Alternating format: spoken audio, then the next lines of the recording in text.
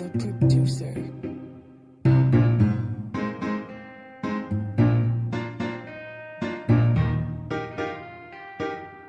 Là cô gái hay mộng mơ, xinh đẹp như dáng trần, người đã khiến tôi thẫn thờ. cho ngày qua tôi thẫn thờ, Cho tôi nhung nhớ bao nhiêu, muốn nói với em bao điều rằng tôi đã thương em nhiều. yêu em từ lâu em biết chăng, Chẳng giống mấy cô người mẫu, em đẹp xinh cô gái Việt, chẳng son phấn tô sáng màu. em giản dị theo cách riêng, Chỉ cao 1m52 nhưng sao đáng yêu, dịu dàng đôi môi thắm duyên nụ cười. xanh mơn mởn đêm nhớ mong. Thôi thì là duyên, nếu người thuận thì tôi sang hứa chuyện mẹ cha xin đừng nên vợ chồng.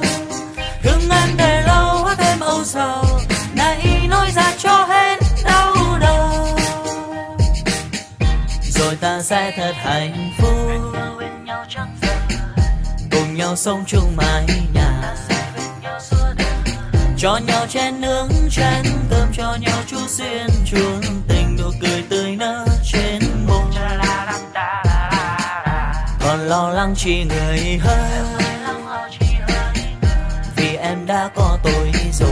mới lắng lo để làm gì, Em chỉ cần sống yên vui, thế giới có tôi lo rồi, ta bên nhau mãi không xa rời. Thôi thì là duyên, nếu người thuận thì tôi sang hứa chuyện mẹ cha xin đừng nên vợ chồng. Thương em để lâu hát thêm âu sầu, nay nói ra cho hết đau đầu. Cho hết đau đầu.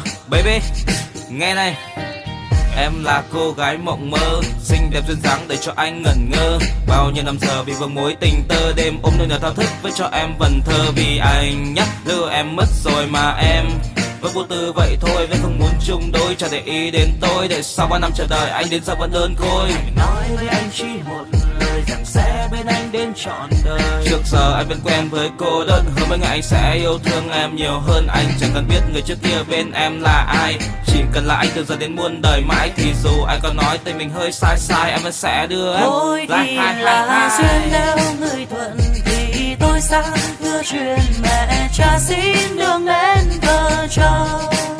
Thương em để lâu hát em âu sầu, nay nói ra cho hết đau đầu. Thôi thì là duyên, nếu người thuận thì tôi sang hứa chuyện mẹ cha xin đừng nên vợ chồng. được nên vợ chồng. Thương